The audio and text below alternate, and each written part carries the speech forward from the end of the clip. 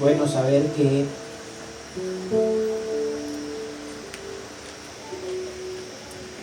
no solamente nosotros podemos estar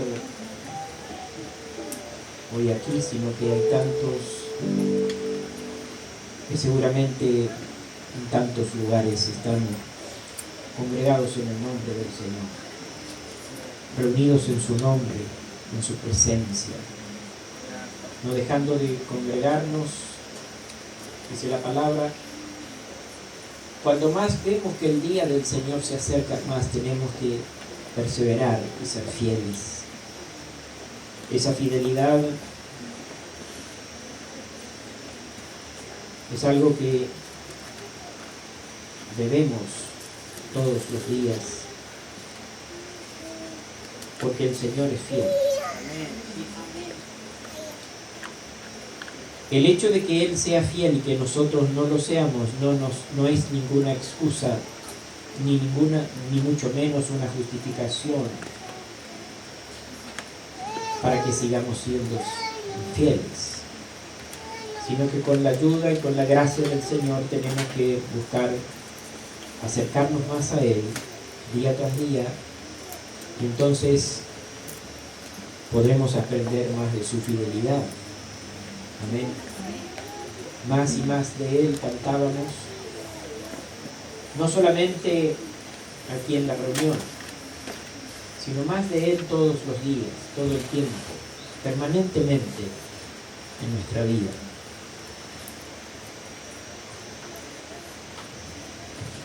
Gloria al nombre de Jesús.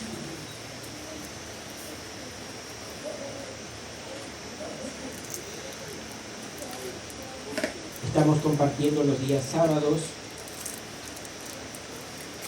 la palabra del Señor, la instrucción de la palabra acerca de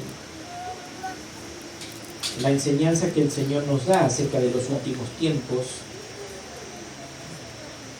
El apóstol Pablo nos habla de tiempos peligrosos y tenemos nosotros el deber de atender fielmente a la palabra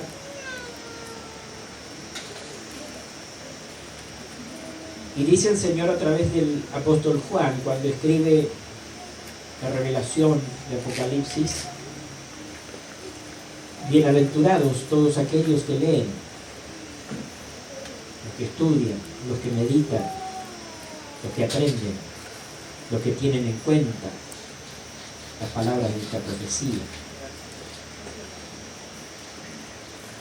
Más necesitamos saber frente a la tremenda ignorancia que tienen tantos acerca de estas cosas. Es necesario que cada uno de nosotros podamos estar firmes en base a lo que el Señor nos ha enseñado y nos ha transmitido. Y cuando más leemos, más nos damos cuenta de que no sabemos. A veces pensamos que ya sabemos, y cuando nos ponemos delante del Señor y Él nos revela su palabra, nos damos cuenta de que de oídas solamente habíamos oído. Pero ese conocimiento del Señor sigue fluyendo y más nos acercamos a Él y más queremos entender más de Él. Es bueno poder estar juntos aquí, es bueno poder tener este tiempo aquí, pero es bueno que cada uno de nosotros podamos cultivar nuestra relación personal con el Señor, siempre, en todo momento. ¿Cuántos creen que es así? Esto es importantísimo. Usted sabe que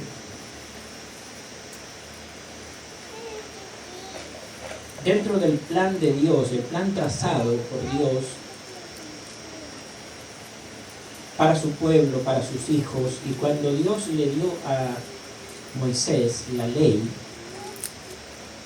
no pasó por alto algo que es muy bueno, muy necesario que nosotros podamos tener presente, si bien nosotros ya no andamos conforme o de acuerdo o regidos por la ley para nuestra salvación, pero la ley es buena. ¿Cuántos creen? Amén. La ley de Dios es buena porque es palabra de Dios. Ahora, nosotros no dependemos del cumplimiento de la ley para salvarnos, porque por gracia somos salvos. Pero esto no quita de que nosotros debemos observar la ley. No observar la ley con el concepto de que si fallamos en un punto estamos condenados, sino observar la ley para agradar a Dios, que cambia mucho, ¿verdad? El concepto. Observar la ley de Dios para agradarle a Él, no para ser salvos, porque ya somos salvos por su gracia. Ahora, entre uno de los puntos de la ley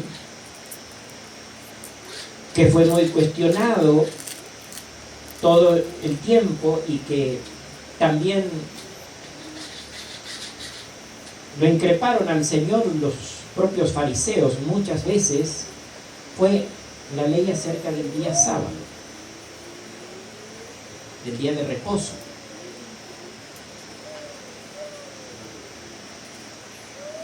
¿Cuál era el propósito? ¿Por qué Dios de pronto estableció esto dentro de su ley?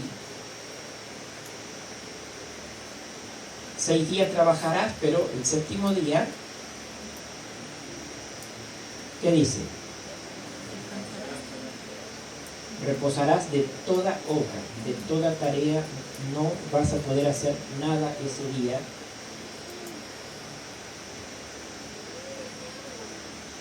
El Señor miró en la necesidad del descanso, sin ninguna duda, para el cuerpo, para nosotros, un día.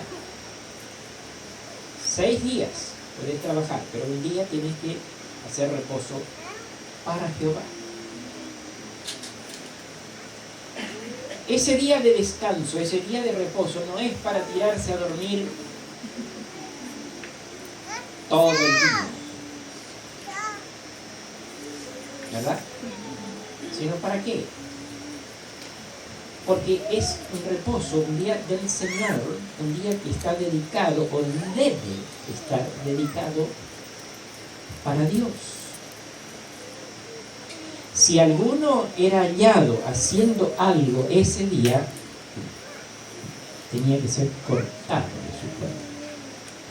Bendito sea el Señor que no somos juzgados ahora por esa ley. Pero es necesario que nosotros pensemos, sigamos entendiendo siempre que la ley es buena. Amén. Si es buena, es necesario que nosotros nos dediquemos a ella.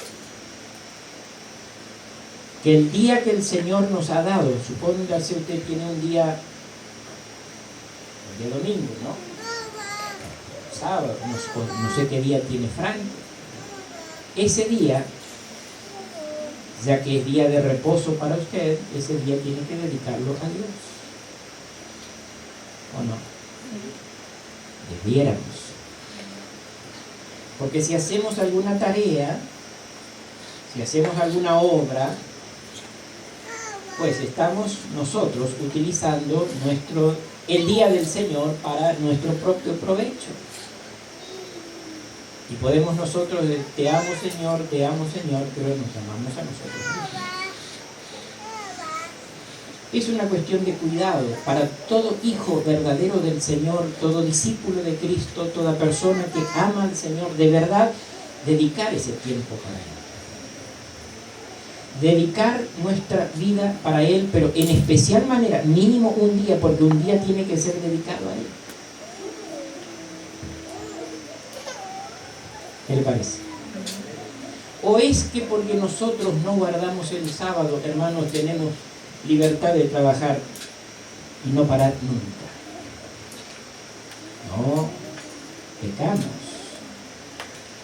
pecamos delante del Señor si así lo hiciéramos. Necesitamos nosotros detenernos y un día tenemos que dedicarle a Él. Ese día hay que parar con todo y hay que dedicarlo al Señor. Pero yo estoy seguro que un día, quizás no será el domingo, quizás no será el sábado, pero un día tendrás libertad. Ese día tiene que ser para Dios, fundamentalmente. No estamos condenados y hay que hacer una u otra cosa, pero no vaya a ser que todo el día estemos prendidos de eso, porque es el día del Señor y tenemos que dedicarnos a Él. ¿Qué le parece? Esto es, hermanos, una necesidad que todos tenemos de observar, de atender. ¿Por qué la iglesia, el día del Señor, el día domingo, como se le llama, el día del Señor, todos perseveraban y iban al templo, en las casas y compartían la comunión del cuerpo de Cristo, la cena del Señor ese día? Porque era el día en que todos estaban juntos, estaban todos reunidos. Ya no hay una observancia del día sábado como el día de reposo, porque el Señor es nuestro reposo. No es un día el que nos salva. El día fue puesto a causa del hombre, dice la palabra, no, y el hombre no tiene que ser esclavo del día. Esto quiere decir, el día puede ser cualquiera, pero un día tenemos que dedicarle al Señor. ¿Qué le parece? Es necesario que en esta cuestión de acercarnos a Él nosotros no dejemos de observar esto. Un día mínimo le pertenece al Señor, a nuestro culto a Él, no a la reunión, sino el día. ¿Sí? Esto es necesario, hermanos. La ley no es mala, es buena. Debemos observarla. Voy a parar para Dios, para el Señor. Voy a detenerme en esto porque el Señor merece mi culto, mi devoción. Y entonces cuando venimos delante de la presencia del Señor va a fluir la presencia de Dios, el Espíritu de Dios, la gracia, la virtud del Señor en nuestras vidas, porque estamos en el mismo espíritu, estamos en el mismo sentido.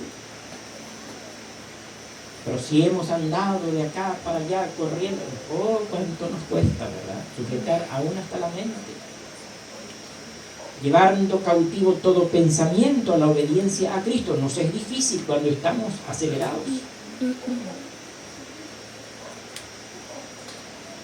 Venimos a la presencia del Señor y sigue nuestra mente en lo mismo.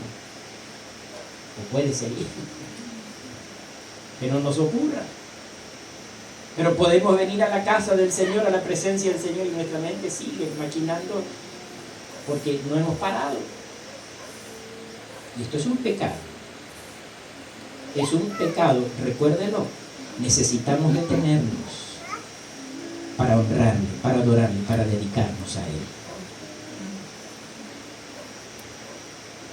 Por eso es bueno, nosotros nunca ponemos o hemos impuesto, hemos enseñado como algo impuesto a nivel de iglesia, de congregación, tal día de ayuno. Pero es bueno que podamos tener por allí ese tiempo, dedicarlo al Señor. ¿Verdad que es bueno? Donde uno pueda detenerse aún hasta de comer, de pensar en uno mismo, en la necesidad de su propio cuerpo y consagrarnos al Señor plenamente. Espíritu, alma y cuerpo. Es bueno. Es un ejercicio necesario, espiritual. No solamente tiene que ver con lo físico, de no ingerir alimentos, sino es un ejercicio espiritual. Al Señor le preguntaron los fariseos y le dijeron, ¿por qué tus discípulos no ayunan? Porque mientras estaba el Señor ahí, ellos no ayunaban. Y entonces el Señor les dijo, cuando el esposo les sea quitado, cuando yo ya no esté más, ahí entonces van a ayunar. Es necesario entonces tener presente ese tiempo de dedicar al Señor, hermanos. ¿Lo entiende? Es necesario reconsiderarlo y afirmarlo en nuestras vidas para la gloria del Señor. Continuamos con el desarrollo de nuestro tema acerca de la oración en esta noche. Yo quiero que vayamos juntos a la lectura de San Juan capítulo 14, versículos 12 al 14 también. San Juan capítulo 14, versos 12 al 14. El Señor se complace, se goza en que nosotros le pidamos. Este es el tema. El Señor se goza o se complace en que nosotros le pidamos. Pero tómese esta introducción que hemos hecho recién como parte o continuidad de este mismo mensaje. Porque sí es bueno que nosotros le pidamos al Señor porque Él nos enseña a pedir. Pero nunca deje de tener presente lo que antes hemos compartido. ¿Puedo hacer? En el nombre de Jesús. Todos juntos, por favor, cuando lo hayan encontrado, para compartir la lectura de estos 3 versículos.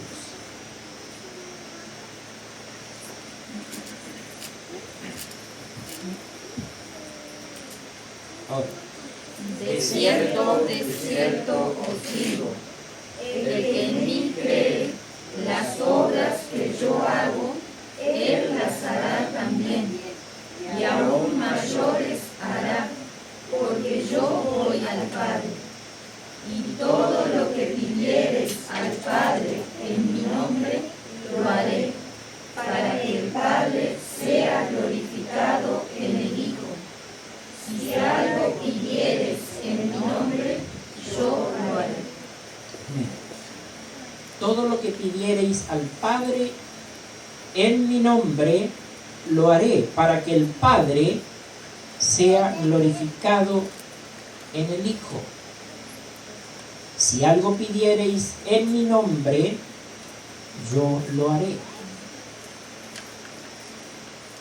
El Padre se glorifica en su Hijo, en Jesucristo, cuando Él responde a nuestras oraciones.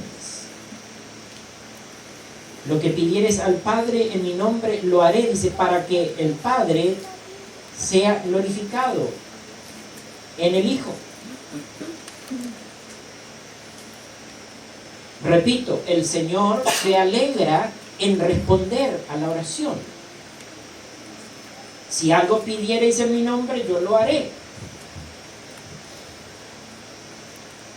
Ahora, muchas veces parece contradictorio esto, ciertamente, cuando pensamos en la oración. Podemos orar una vez, 2 veces, 3 veces, orar mucho,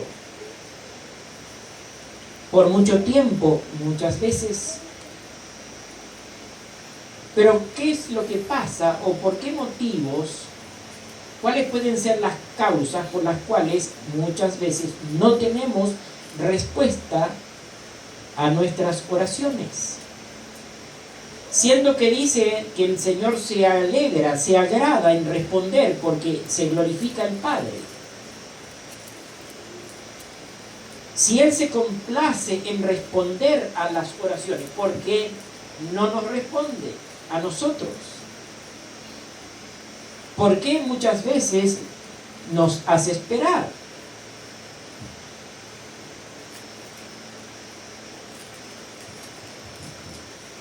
Conocemos de casos de personas que han orado por años y por años por personas determinadas, familia, hijos, familiares. Oraron y oraron por la salvación, por el arrepentimiento. Y usted sabe que esta es una oración que está de acuerdo a la voluntad de Dios. El orar por la salvación de alguien, usted sabe que esto a Dios le agrada. Porque el Señor vino para salvar.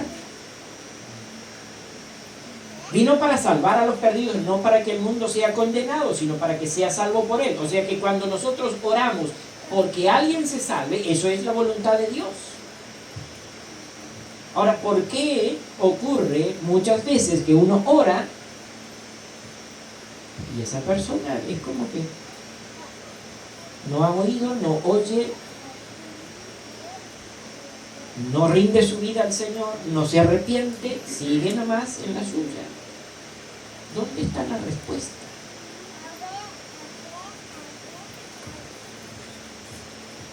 He leído el testimonio de una persona que oró por 63 años por otra persona. Póngale amigo, hijo, pariente, lo que sea. Y dice que oró y oró y oró.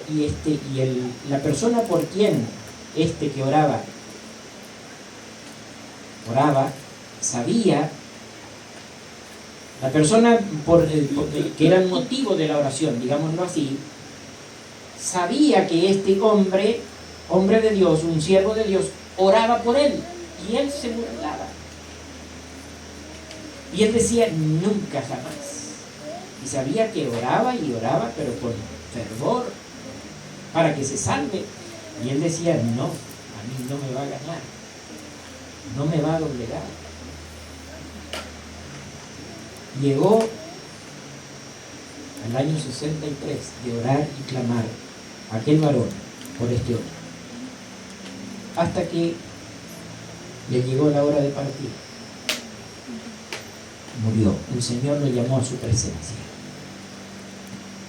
Cuando la persona por la cual que murió oraba se entera de que este siervo de Dios había fallecido,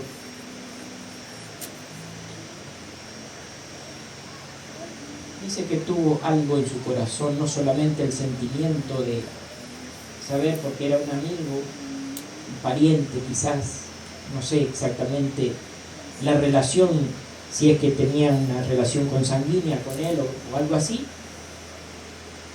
Y entonces decide venir al velatorio de su amigo, de esta persona, como para despedirlo. Y él estaba muy puesto en su razón de que él no iba a rendir su vida a Cristo como este hombre había orado por tantos años. Y dice que llega allí al lugar, a la sala velatoria, y llega y no sabe, no entiende él qué le pasó.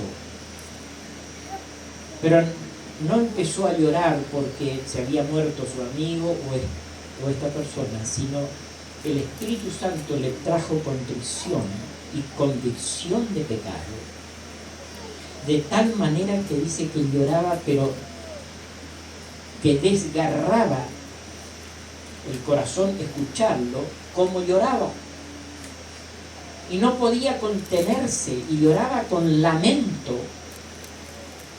Y entonces todos se preguntaban que qué, está bien, se trataba no era una fiesta, pero ya era algo, digamos, extraordinario aquello que le estaba pasando a esta persona.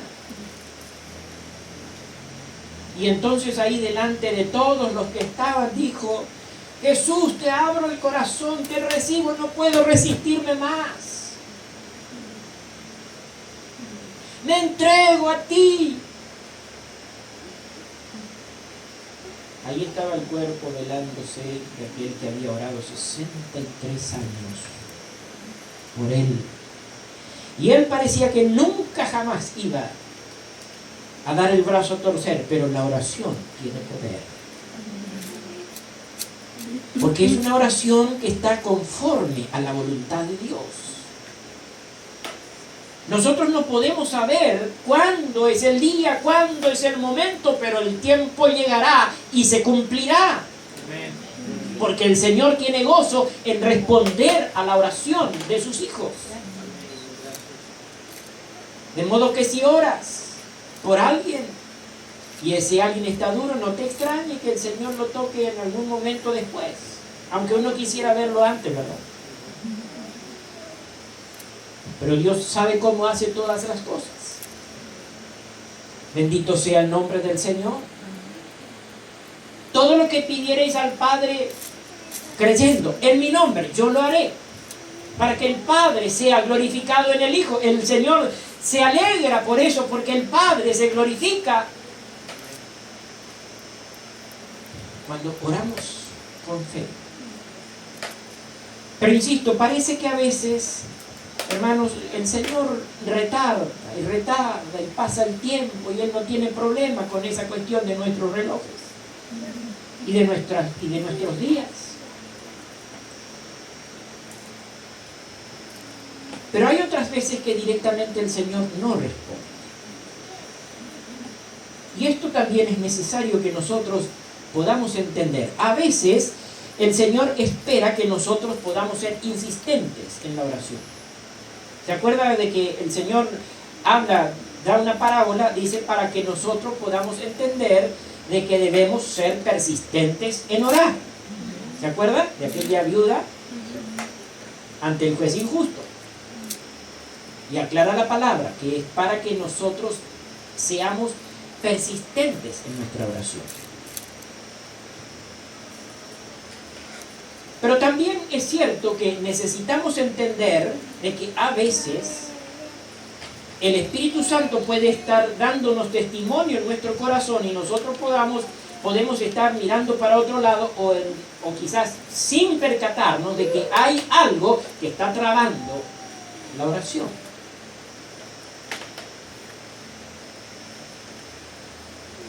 Dice la palabra que necesitamos tener un corazón recto para con Dios, para que Él escuche nuestras oraciones.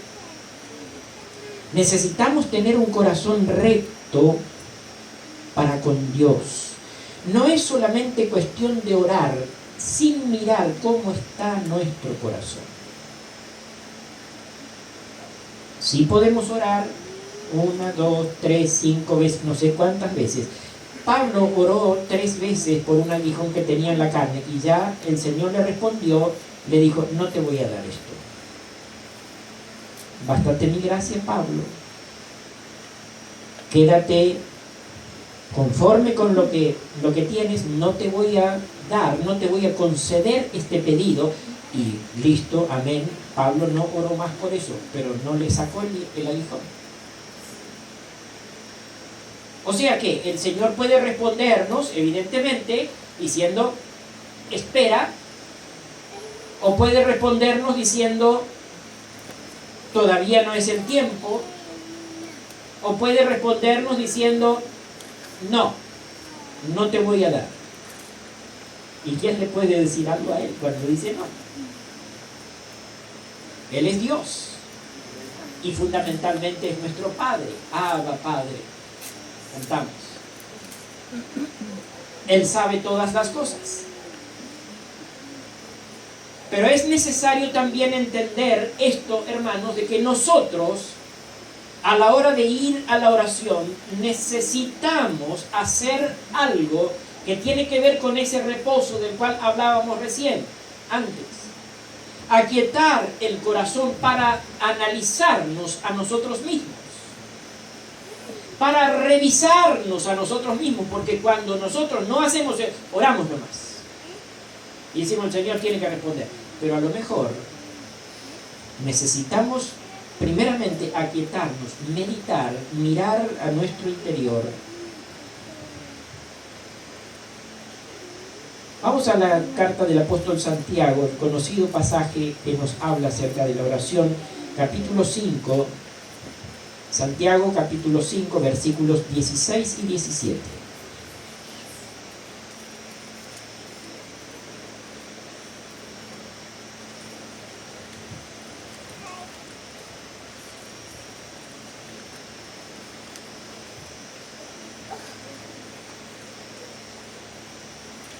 Santiago capítulo 5,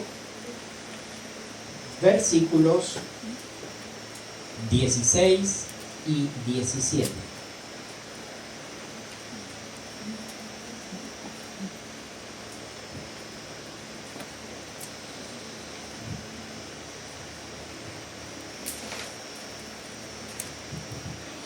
Encontramos aquí una instrucción muy clara, muy precisa acerca de la oración. No es cuestión solamente de orar, evidentemente.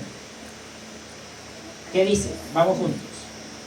Confesaos vuestras ofensas unos a otros y orad unos por otros para que seáis sanados. La oración eficaz del justo puede mucho. Elías era hombre sujeto a pasiones semejantes a las nuestras y oró fervientemente para que no lloviese, y no llovió sobre la tierra por 3 años y 6 meses. Elías era un hombre sujeto a pasiones semejantes a las nuestras.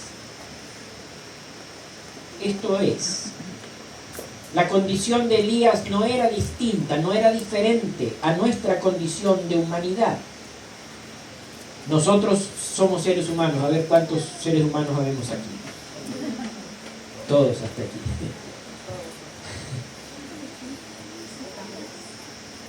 Elías era como nosotros, que solemos tener nuestras agachadas. Solemos tener nuestras dificultades. ¿Cuántos las tienen? Yo sí. Elías, dice Santiago, también era como nosotros, hermanos. Pero él oró fervientemente y el Señor le escuchó. Ahora, el versículo anterior dice, confesaos vuestras ofensas unos a otros. Esta es una cuestión para ponerla ahí bien resaltada, bien remarcada y no pasarla por alto, porque si hemos de orar, no podemos cruzarnos de largo esto. Se ve que Elías estaba a cuenta con toda su gente, con sus hermanos, con los que tenía alrededor. Se ve que no tenía inconvenientes en este sentido, porque oró fervientemente y el Señor le respondió. 3 años y medio no llovió por la oración de Elías.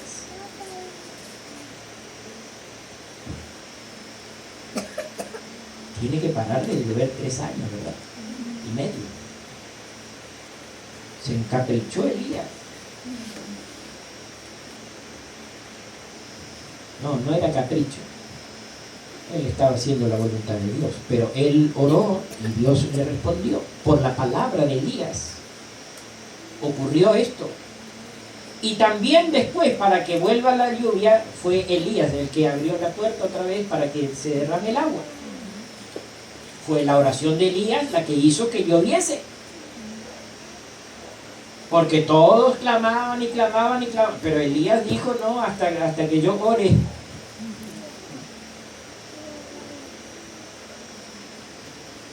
Era como que él tenía las llaves como para cerrar el cielo o abrirlo. Pero tiene que ver con la oración. Dice, confesaos vuestras ofensas unos a otros. Confesar ofensas. Eso es algo que algunas veces suele pasar a alguna gente, ¿vio? Para allá lejos.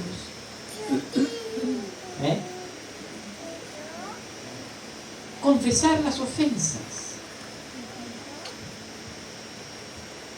No es, perdóname si alguna vez te ofendí, sino confesar la ofensa, decir, yo hice esto, yo te falté en esto, pensé mal de vos, me enojé, en fin, lo que sea. Usted sabe, confesar las ofensas unos a otros. Y entonces después de eso, orad los unos por los otros. Confesar las ofensas los unos a los otros.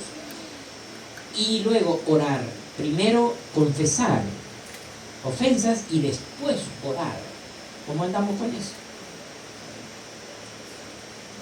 Hermanos, a veces es fácil orar nomás. Y bueno, vaya a saber si a lo mejor uno no ofendió, porque también dice el que no ofende con palabras es varón perfecto. No quiere decir que todos ofendemos. Sí, todos ofendemos, pero todos tenemos que confesar. ¿Por qué? Porque si oramos en esas condiciones sin haber confesado, no hay respuesta. Si oramos y pasamos mucho tiempo, a lo mejor este hombre oró 63 años y no había hecho alguna cosa de estas. Pero bendito sea el Señor, que el Señor respondió la oración. Dios es fiel. Aunque nosotros seamos infieles, Él permanece fiel. Pero estamos viendo nuestra necesidad, lo que es un requisito para nosotros, para que nuestra oración no tenga impedimento.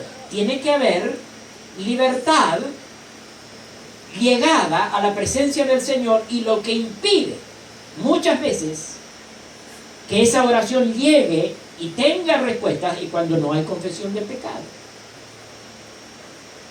No es solamente decir Señor perdóname, sino confesar nuestra ofensa. Y usted sabe que esto es lo que cuesta. Cuesta también pedir perdón.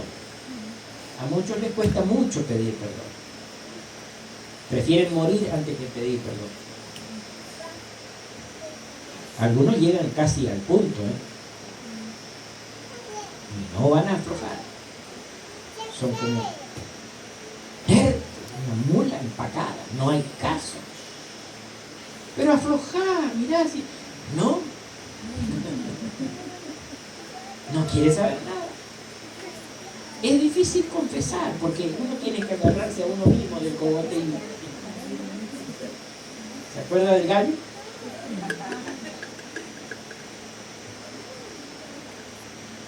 Confesaos vuestras ofensas unos a otros. Y luego, después de eso, orad los unos por los otros. Para que seáis sanados. Para que haya sanidad, no solamente física. Porque no es solamente la cuestión de orar por los enfermos, sino orar para que haya sanidad los unos para con los otros, para que estemos bien. ¿Se entiende? Para que sea buena nuestra relación. Para que podamos enfrentar las dificultades que tengamos que enfrentar y en el nombre del Señor podamos tener victoria y ninguna de esas dificultades nos sean trabas. Ninguna de esas dificultades que hayamos tenido nos estorben en nuestra oración.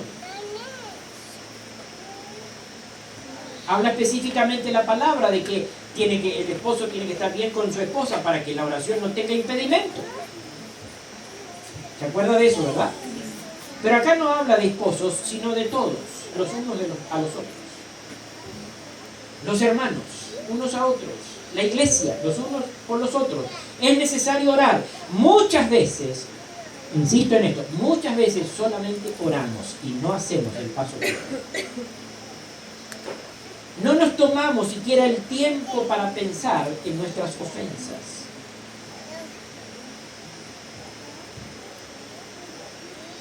Elías tuvo respuesta, oró y su oración fue eficaz, fue poderosa. Analizando este pasaje, encontramos tres cosas que podemos destacar. Podríamos decir que hay tres niveles de oración. Primero, la oración de fe. Segundo, la oración persistente. Y tercero, la oración eficaz. Oración de fe, oración persistente y oración eficaz. Porque hay oraciones que evidentemente no son eficaces. Esto quiere decir oraciones que no tienen poder. Oraciones que no pasa nada cuando se ora y no ocurre, no pasa nada. No es eficaz la oración. Primeramente, entonces, tenemos la oración de fe. La palabra del Señor nos dice claramente que el justo vivirá por su fe. O sea que nosotros tenemos que estar firmes en la fe. Dame fe, oh Señor, cantábamos. Si tuviera fe como un grano de mostaza, dice el Señor. Es imprescindible que nosotros podamos manejarnos, vivir, actuar, movernos siempre por la fe. Andar siempre en fe. Ahora, una cosa es tener fe en lo que yo hago, en lo que yo digo, o en lo que yo quiero, o en lo que yo me propongo. Alguno le dice, voy a hacer tal cosa, y el otro le dice, ¿pero te tenés fe para eso? Sí, yo lo voy a hacer. Entonces el otro lo anima y sí, vos podés. Y otro dice, sí se puede.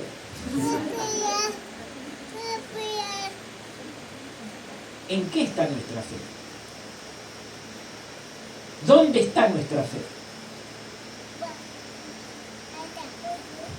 ¿Dónde está tu fe? Hombre de poca fe, le dijo el Señor a Pedro. ¿Se acuerda cuando empezó a caminar en las aguas? Y en un momento la iba llevando lindo. Iba caminando sobre las aguas. Pero dice que inmediatamente, visto el panorama de todo lo que tenía alrededor, y tomó conciencia de lo que estaba haciendo y dudó y se empezó a hundir directamente. Señor, sálvame. Y el Señor le dice, hombre de poca fe, ¿por qué dudaste? Qué lástima, venías bien. Sin fe es imposible. La oración de fe no es la oración que yo hago creyendo en lo que yo creo, sino creyéndole al Señor, creyendo su palabra. Esa es la oración de fe. No es la oración de fe, no es la oración que hace alguien, algún personaje por ahí destacado que dice en el nombre de Jesús y sucede tal o cual cosa, y dice, esa es la oración de fe, le voy a copiar la oración. No la tengo escrita, bueno, la voy a grabar, y ahí entonces después la grabo y la transcribo, y entonces dice, esta es la oración de fe. Vamos a orar la oración de fe. Y creen que son palabras mágicas, palabras que alguien repite, palabras que alguien dice y que parece que le funciona. Usted ya sabe que puede ser que las cosas funcionen, pero por otro espíritu y no por el Espíritu de Dios. Cuidado. Necesitamos estar atentos al Señor, a su palabra. La oración de fe quiere decir la oración que se hace confiando y seguro en la palabra del Señor. En la palabra de Jesús, en la palabra de Dios. Pero no podemos tener fe en la palabra del Señor si no la conocemos. No podemos tener o expresar una oración de fe si es que no sabemos qué es lo que el Señor dice acerca de lo que estamos por orar. ¿Se da cuenta? El Señor nos pide que nos pongamos en armonía, que confesemos nuestros pecados, nuestras ofensas los unos para con los otros, y esto al Señor le agrada. Entonces, como esto es bueno, esto es agradable al Señor, esto está mandado por el Señor, esa oración es de fe. Y va a haber sanidad los unos para con los otros, va a haber bienestar, va a haber armonía los unos para con los otros. ¿Por qué? Porque hicimos lo que el Señor nos mandó, es oración de fe, la que estamos haciendo. No sé si me va entendiendo. Oración de fe. Luego lo segundo, oración persistente.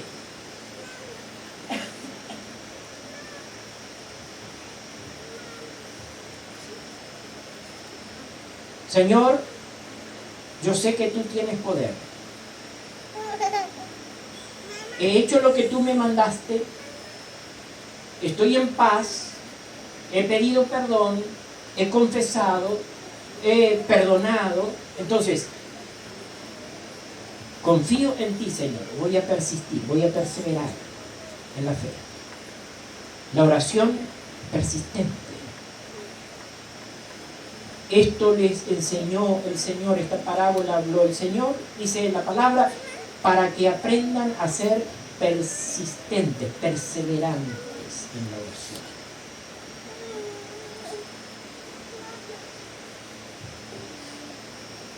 Lo tercero, ¿qué cosa? La oración eficaz. La oración eficaz. La oración eficaz es aquella que, como su nombre lo indica, tiene poder. Es capaz. Dios obra, el Señor va a responder, el Señor va a hacer por causa de la oración. La oración eficaz del justo, dice, puede mucho. Tiene poder. La oración eficaz. Pero no se puede tener oración eficaz si no hay fe. No puede tampoco haber oración eficaz si no hay persistencia. Porque a veces el Señor, insisto, responde inmediatamente y otras veces no. Necesitamos, si sabemos, si hemos hecho la tarea, si hemos observado las cosas que el Señor nos dice, esperemos en el Señor tiene poder, vamos a confiar en Él. Él tiene poder y seguramente Él lo va a hacer. Amén. Oración eficaz del justo, dice, puede mucho. Ahora, cuando nosotros no hacemos, hermanos, lo que nosotros sabemos que tenemos que hacer, podemos dedicar largo tiempo para la oración. Mucho tiempo, pero sin resultados.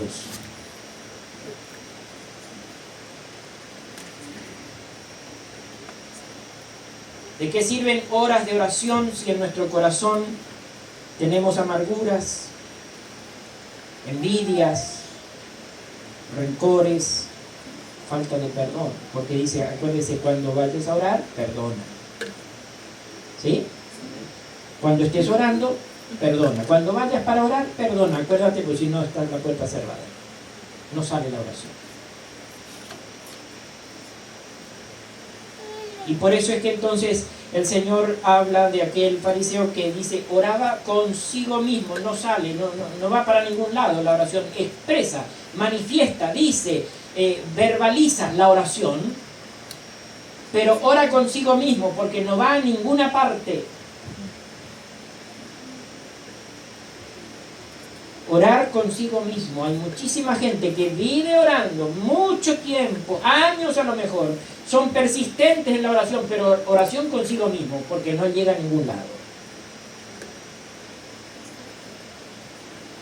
Es necesario limpiar el corazón, purificar el corazón, porque es imposible, hermanos, que la oración pueda llegar a la presencia del Señor si en nuestro corazón hay amarguras, envidias, rencores o falta de perdón.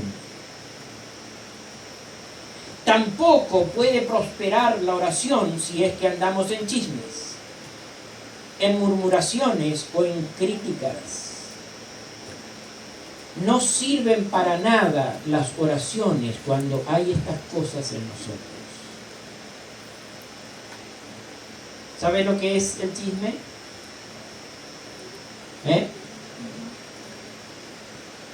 Lo sabemos. Gloria a Dios. Señor, líbranos del chisme. ¿Sabe lo que es la murmuración? Hablar mal de otro, murmurar, hablar entre dientes, hablar en voz baja. No te cuento. ¿Sabe qué? Mirá, viene la persona de quien está hablando y ¿qué tal? Se da vuelta. Murmuración. Después, Señor, bendice, Señor, bendito sea tu nombre. No sirve para nada esa oración. Cuando hay envidias, ya vamos a hablar, no puedo entrar en ese tema, ya vamos a hablar después, en otro momento, sobre la envidia, porque es más común de lo que uno piensa. Envidiar, desear lo que el otro tiene, sea lindo o sea feo. Te dirá, pero ¿quién no quiere algo feo?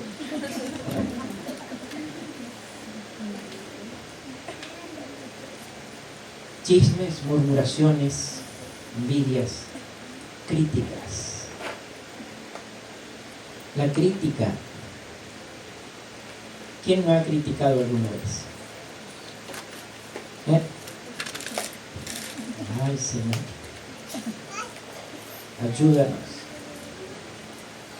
Criticamos. A veces ya somos recibidos de criticones. Ya tenemos el diploma de criticones. Todo lo criticamos. La crítica, ¿sabe a qué responde? Al orgullo. Cuando alguien solamente critica y critica y critica, es porque es una persona sumamente orgullosa. Porque nunca jamás ve algo bien en lo que siempre va a encontrar el punto para criticar. Eso responde a un orgullo tan grande en su interior que ya no puede ni controlarse. Cuando usted encuentre una persona que nunca jamás va a encontrar una cosa que esté bien, que solamente todo es crítica, es porque es sumamente orgulloso. Y esto usted sabe, cierra la puerta, automáticamente, herméticamente cerrada la puerta para que la oración llegue. Hermanos, no lo digo yo, lo dice la palabra del Señor. Dice que necesitamos limpiar el corazón. Hay que limpiar el corazón. ¿Cuántos creen esto? Amén. Segunda de Timoteo, capítulo 2, versículo 22. Todos juntos, por favor, si bien lo podamos encontrar. Segunda de Timoteo, capítulo 2, versículo 22. Y luego ahí nomás pegados seguimos con Proverbios, capítulo 15, versículo 29. Proverbios 15, 29.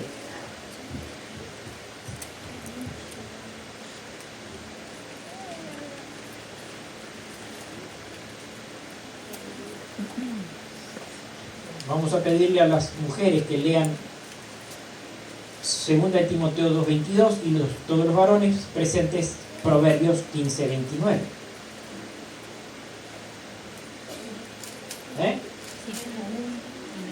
Vamos las mujeres. Huye también de las pasiones juveniles y sigue la justicia, la fe, el amor y la paz, con los que de corazón limpio invocan al Señor. Amén. Con los que de corazón limpio invocan al Señor. Esto es, con los que de corazón limpio oran al Señor. Sigue a aquellos que andan con corazón limpio.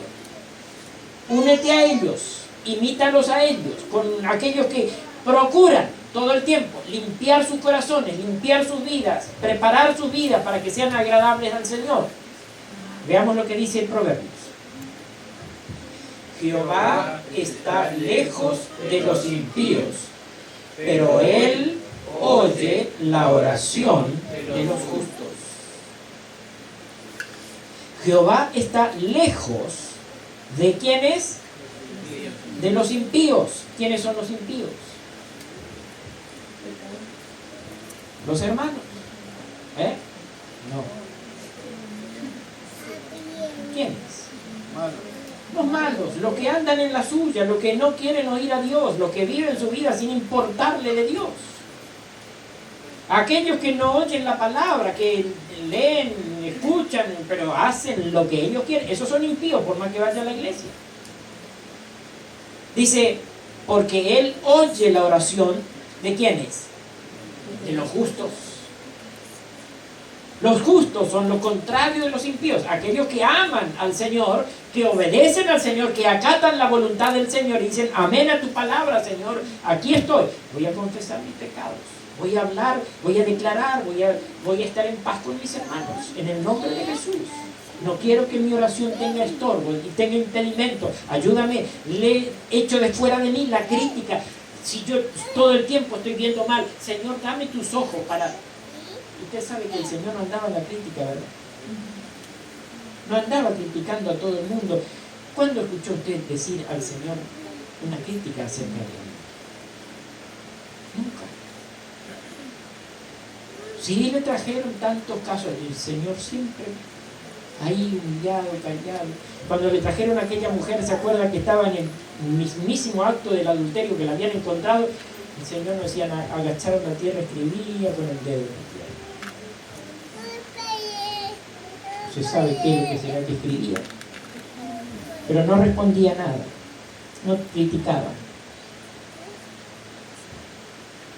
Solamente dijo, si alguno está libre de pecado, tire la primera piedra, y siguió escribiendo. El Señor estaba haciendo una carta, parecía la tierra.